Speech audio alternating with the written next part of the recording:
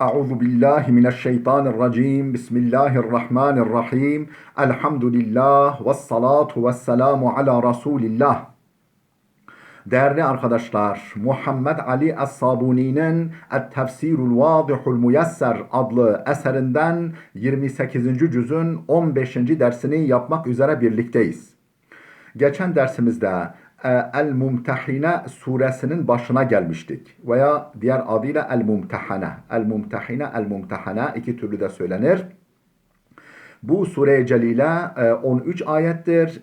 Hicret sonrasında yani Medine döneminde nazil olmuştur. Nazil olduğu tarih ise büyük ihtimalle Hudeybiye Antlaşması'nın imzalandığı Hicri 6. yıldan, hicretin 6. yılından Mekke dönemi yani 8. yılına kadar yani 2 sene zarfında o zaman diliminde indiği anlaşılıyor. İsmini içeriğinden almaktadır. Yani Mumtehine, meşhur adı Mumtehine'dir. Bu ne demek? Yani imtihan eden sure. Yani bir takım kriterler, ötekilerle ilişkiler konusunda bir takım kriterler, tavizsiz kriterler ortaya koyup bunlara uyanlar kamil mümindir. Bunlara uymayanlar imanlarını sorgulasınlar. Yani ortaya koyduğu hükümlerle müminin kriterlerini, ölçülerini ortaya koyan sure, imtihan eden sure anlamında eğer mumtehine diye telaffuz edilirse, mumtehane olursa imtihan edilen kadın demektir. Mumtehane yani malumunuz Hudeybiye Antlaşması'nın bir maddesi de neydi? Karşı taraftan yani müşrikler tarafından mümin olup yani mümin olduğunu, iman ettiğini iddia edip bu tarafa, Müslümanlar tarafına geçenler iade edilecekti. İade edilecekti. Ama Müslümanlar tarafından dinini değiştirip kafirlere katılanlar varsa iade edilmeyecekti. Bir maddede böyleydi. Ama tabi bu arada kadınlardan da iman edip müminler tarafına geçenler vardı. Müşrikler tarafından işte bu kadınlar isteniyordu. Yani böyle bir maddemiz vardı. Ama Hazreti Peygamber böyle bir durum karşısında buyurmuş ki biz erkekler için bu maddeyi koymuştuk. Kadınlar için değil. Hakikaten o antlaşmada kadınlar anlaşılmıyordu yani. Daha çok erkekler anlaşılıyordu ve o şekilde yorumlayarak kadınları iade etmedi. Peki etmedi ama peki o kadınlar casus olamaz mılar mıydı? Başka amaçla, dünyevi bir çıkarla veya bir gönül ilişkisi sebebiyle bu tarafa geçmiş olamaz mıydı? Cenab-ı Hak buyuruyor ki onları böyle bir sınayın, samimiyet testine tabi tutun. Bakalım eğer mümin olduklarına kanaat getirirseniz iade etmeyin. Bu anlamda imtihan edilen kadın anlamına da geliyor Mumtehane suresi. İçerik olarak nelerden bahsediyor? Ötekilerle ilişkiler. Yani Müslümanların başkalarıyla başka yani inkar çevreleriyle, gayrimüslim çevrelerle ilişkisi nasıl olmalı? Bunları özellikle mütecaviz, saldırgan düşmanla ilişkileri nasıl olmalı? Bunu ortaya koyuyor. Tavizsiz olmalarını dile getiriyor. Güçlü olmalarını gerektiriyor. Bu kıvamı muhafaza ettikten sonra Allah Celle Celaluhu onlarla diğer insanlar arasında köprüler oluşturabileceğini yani böyle barış köprüleri oluşturabileceğini yeter ki Müslümanlar galip gelsinler. Belirleyici olsunlar. Diplomasi terazisinde bir ağırlıkları olsun. Böyle olurlarsa Allah Celle Celaluhu onların önünü açar diye belirtiyor. Bu konuda Hazreti İbrahim'i babasıyla ve kavmiyle olan ilişkisini örnek veriyor. Bu şekilde yani surenin içeriği bu şekildedir. Değerli dostlar şimdi okumaya önce meallendirelim. Tefsirini okuyacağımız ayetlerin mealini verelim. Ardından tefsirini kitabımızdan arz edelim. Estaizu billah. Bismillahirrahmanirrahim. Ya eyyühellezine amenu la tettehizu aduvi ve aduvekum evliya'a tulquna ileyhim bil meveddah. Ey iman edenler. La tettehizu aduvi ve aduvekum. benim de sizin de düşmanlarınız olanları benim de sizin de düşmanınızı dost edinmeyiniz. Dost edinmeyiniz. Yani veli efendim dizgininizi onların eline vermeyiniz. Böyle sıkı fıkı olmayınız onlarla. Onlara yani dizgininizi, otoritenizi onların eline vermeyiniz. Tulquna ileyhim bil mevedde. Öyle bir samimiyet, öyle bir dostluk kurmayınız ki efendim onlara sevginizi, muhabbetinizi böyle ona sunacak şekilde adeta altın tepsi içerisinde dostluğunuzu, bağlılığınızı, efendim sevginizi sunacak şekilde onları dost edinmeyiniz. Böyle yapmayın. Peki ne yapmışlar bu kafir? Neden böyle yapmayın? Neden öyle? Sonra onların suçlarını efendim hani kırdıkları cevizlerler, kırdıkları cevizler 40'ı geçmiş o düşmanın efendim müşriklerin yani yaptıkları zulümler yani zirveyi yakalamış. Ne yapmışlar? Bunlar onları sayıyor. Müslümanları onların karşısında yay gibi geliyor. Efendim dayanışmaya sevk ediyor, tavizsizliğe sevk ediyor. Zaten zaferin, galibiyetin, efendim söz sahibi olmanın yolu da şartı da budur. Ne yapmışlar onlar? وَقَدْ كَفَرُوا بِمَا جَاءَكُمْ مِنَ الْحَقِّ Sizin getirdiğiniz yani Kur'an'ınız vasıtasıyla, peygamberiniz vasıtasıyla sizin getirip ortaya koyduğunuz hakkı, hakikati inkar etmişler. Efendim ona küfür etmişler, onu inkar etmişler.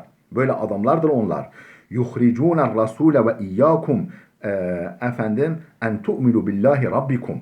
Rabbiniz olan, efendim sizi yaratan, besleyen, kemale erdiren, yaşatan Allah'a sırf iman ettiğiniz için peygamberi habire yerinden yurdundan çıkarmaya çalışan, Mekke'den çıkardıkları yetmiyormuş gibi efendim Medine'de de onun nurunu söndürmek isteyen, onu varlık sahasından silmek isteyen peygamberi yerinden yurdundan çıkarmaya çalışıyorlar ve iyyakum sizi de yani peşinizi bırakmıyorlar. Habire efendim aleyhinizde ordular sevk ediyorlar. Sizi yok etmek istiyorlar. Böyle adamları siz nasıl dost edinirsiniz?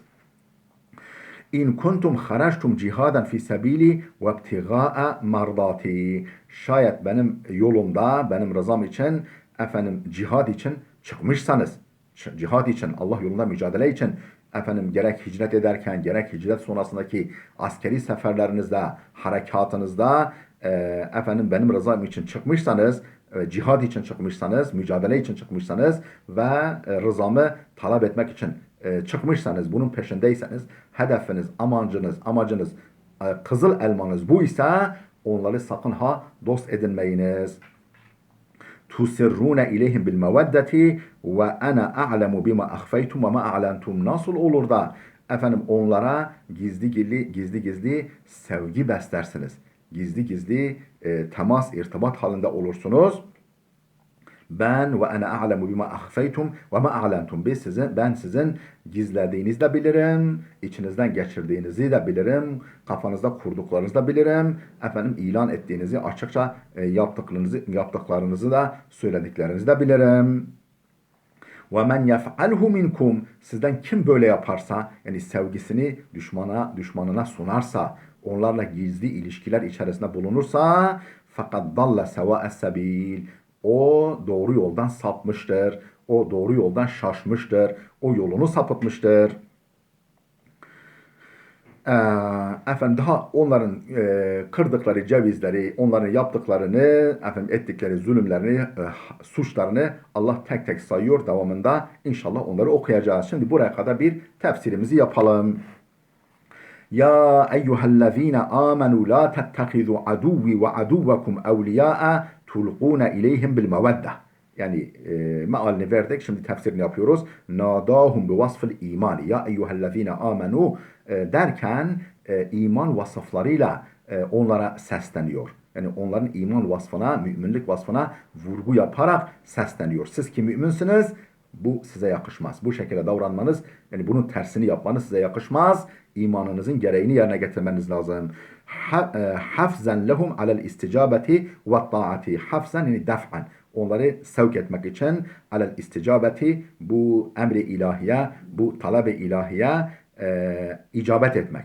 Yani olumlu yanıt vermek, uymak konusunda ve Allah'a itaat konusunda onları sevk etmek için Allah'a itaata ve emri ilahi yerine getirmeye onları sevk etmek için iman damarlarına vurgu yapılıyor. İman vasıflarına vurgu yapılıyor. O ön plana çıkarılarak onlara hitap ediliyor. Vel mesaj şudur. Ya ma'şerel mu'minin la tettehidul kuffârellezîne hum a'dâi ve a'dâukum. Ya ma'şerel mu'minin, ey müminler topluluğu, ey müminler, la tettehidul kuffara, kafirleri edinmeyiniz. Nasıl kafirler? Ellezîne hum a'dâi ve a'dâukum. Onlar ki benim de sizin de düşmanınızdır, düşmanlarınızdır. Onları dost edinmeyiniz, onları edinmeyiniz. Asdiqâ'e ve ahbâb ve ahibbâ'e ve ansaran. Onları samimi dost, ahbab, yani sevgili, muhabbet beslenen kişi ve dost ve yardımcı ansar, yani yardımcı edinmeyiniz. Onlarla ne sevgi ilişkiniz olsun, ne dostluğunuz olsun, ne ortaklığınız, yani stratejik de olsa ortaklığınız olmasın yani. Teveddûnehum ve tuveddûnehum ve tusaddiqûnehum ve tusadikunehum, yani onlarla muhabbet ve dostluk bağlarını kurmak suretiyle onlarla sıkı fıkı, samimi, dost, yandaş olmayınız. Ve tutli'unehum ala esrarikum bisebebi hadihi sadakati, bu sıkı fıkılık, bu sadakat, bu samimi dostluk sebebiyle sırlarınızı onlarla paylaşmayın. Çünkü böyle olursanız onlar sizin sırlarınızı öğrenirler, zayıf noktalarınızı öğrenirler.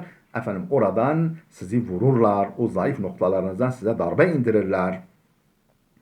وَقَدْ كَفَرُوا بِمَا جَاءَكُمْ مِنَ الْحَقِّ. Peki suçlarıyla ne yapmışlar onlar? Sizin getirdiğiniz, yani Kur'an'ınızın, peygamberinizin getirmiş olduğu hakkı inkar etmişler onlar.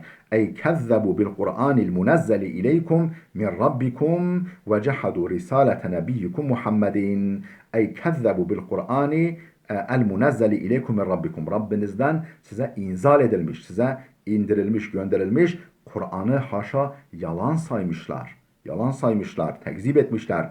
Ve cehadu, bile bile inkar etmişler. Risalete nebiyyikum Muhammedin, peygamberiniz, Allah'ın size olan elçisi Hazreti Muhammed'in risaletini, elçiliğini bile bile inkar etmişler. Sallallahu aleyhi ve sellem. Yuhricûner rasûle ve iyyâkum, peygamberi de sizi de habire yerinizden, yurdunuzdan etmeye çalışıyorlar. Atmaya çalışıyorlar. Zaten atmışlar. Bir Habeşistan'a hicret etmişsiniz, bir Medine'ye hicret etmişsiniz. Yetmemiş gibi Medine'de bile habire sizi kuşatıyorlar, size saldırıda bulunuyorlar. En tu'minu billahi rabbikum. Peki suçunuz, günahınız ne? Rabbiniz olan, sizi yaratan, yaşatan, besleyen, kemale erdiren, yol gösteren, hidayet eden Rabbinize iman ettiğinizden dolayı sırf. Ey bisebebi ennehum ahracu, ey bisebebi ennehum ahracu rasule ve ahracukum min avtanikum la li zenbin iktereftumuhu. Yani ey bisebebi ennehum ahracu rasule ve ahracukum min avtanikum. Neden böyle yapmayınız? Çünkü onlar peygamberi de sizi de vatanınızdan çıkarmışlar. La li zenbin iktereftumuhu. Yani size olan düşmanlıkları sizin başka suçunuz olduğundan dolayı değil. Sırf iman ettiğiniz, Rabbinize iman ettiğiniz, Rabbinize iman ettiğinizden dolayı başka bir suçunuz yok. La li zenbin iktereftumuhu yani irtekebtumuhu. Yani işlemiş olduğunuz başka bir suçtan dolayı değil. Sive ennekum amentum billahi rabbikum. Rabbiniz olan Allah'a iman ettiğinizden başka bir suçunuz yok. Onlar imanınıza düşman. Onlar İslam'ınıza düşman. فَهَلْ بَعْدَ هَذَا الْجُرْمِ الشَّنِيعِ إِخْرَاجِكُمْ مِنْ دِيَارِكُمْ مَا يَدْعُ إِلَى الصَّدَاقَةِ وَالْمَوَدَّةِ. فَهَلْ بَعْدَ هَذَا الْجُرْمِ الشَّنِيعِ. Bu çirkin suçtan sonra, onların böyle çirkin bir tavırları, tutumları, suçları varken bundan sonra, yani ihracikum min diyarikum, o suç da nedir? Sizi yerinizden, yurdunuzdan çıkarmaları şeklindeki çirkin suçlarından sonra kalıyor mu acaba? Kalıyor mu ortada? Ma yad'u ila sadakati vel mevedde. onlarla dostluğu ve muhabbeti, sevgi gerektirecek bir şey kalıyor mu ortada? Yani daha ne kaldı ki? Sizi yerinizden yurdunuzdan etmiş. Allah'a iman ettiğinizden dolayı size düşmanlık beslemiş. Daha ne yapsınlar bunlar? İn kuntum haraçtum cihaden fi sebili ve ibtiga'a mardati. Şayet benim yolumda, benim rızam için, benim yolumda cihad için çıkmışsanız, yani hedefiniz buysa ve ibtiga'a mardati, amacınız, idealiniz benim rızam ise, benim rızamı arıyorsanız, efendim öyle yapmayın. Onlara dostluk kurmayın. Hâzâ şartun huzife cevabuhu. Ey in kuntum haraçtum min avtanikum mücahidine fi sebilillah talaben li rıdvanillahi teala fela tettehizuhum evliya'a. Efendim hâzâ şartu huzife cevabuhu. Bu bir şart cümlesidir. Cevabı yani efendim şart, cevap var. Şart veya ceza da deniyor. Yani mesela gelirsen sana ikram ederim. Yani eğer Allah yolunda Allah rızası için yola çıkmışsanız, hedefiniz Allah rızasıysa onlara dost edinmeyiniz anlamında. Hâzâ şartun huzife cevabuhu in kuntum haraçtum cihaden fi sebili ve ibtiga'a mardati. Bu inden sonraki kısım şarttır. Yani şart cümlesidir. Cevabı yok ortada. Cevabı hasfedilmiş. Çünkü zaten anlaşılıyor. Anlaşıldığından dolayı zikredilmiyor. Yani açılımı nasıl? Yani in kuntum haraçtum min avtanikum, şayet siz vatanlarınızdan, yerinizden, yurdunuzdan çıkmışsanız, hicret etmişseniz, mücahidine fi sebilillah, Allah yolunda cihad etmek için, mücadele etmek için çıkmışsanız, talaben li rıdvanillahi teala, Allah'ın rızasını kazanmayı amaçlamışsanız, amacınız buysa, فَلَا تَتَّخِذُوهُمْ اَوْلِيَاءَ, onları sakın ha sakın dost, sırdaş edinmeyin. Onlarla efendim sıkı fıkı olmayın. Efendim zayıf yönlerinizi onlara efendim deşifre etmeyin. Onların eline vermeyin.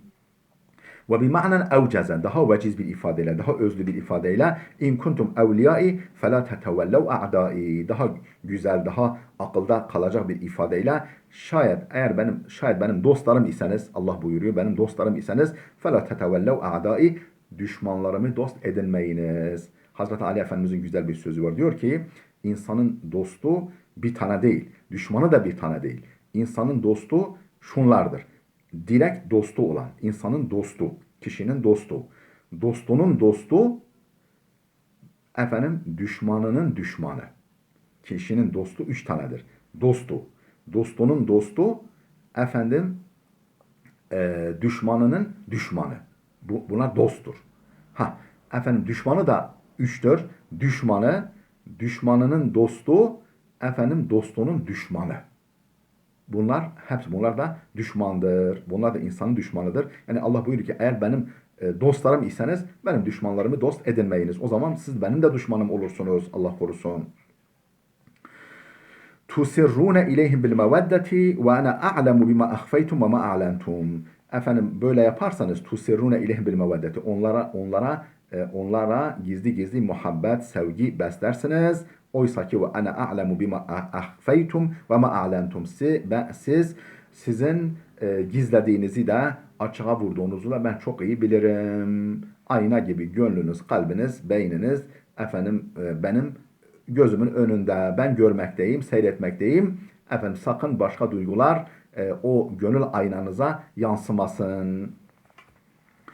Ey tuqaddimuna lehumun nasihata bis sirri vel khafai ve enel alimu bis seriretikum ve alaniyetikum. Ey yani tuqaddimuna, sizler sunarsınız, o durumda onlara sunarsınız. Lehum, o düşmanlara, en nasihata, hayırhahlığı, dostluğu sunarsınız. Bis sirri vel khafai, gizli gizli alttan alta onlarla dostluk, nasihat, hani hayırhahlık, dostluk, samimiyet sunarsınız. Oysa ki ve enel alimu bi seriretikum alaniyetikum, sizin gizlinizi de, gizli yönlerinizi de, gizli saklı olarak yaptıklarınızı da ve açıktan yaptıklarınızı da ben bilmekteyim. Femaza yucdil israr vel ihfa'u.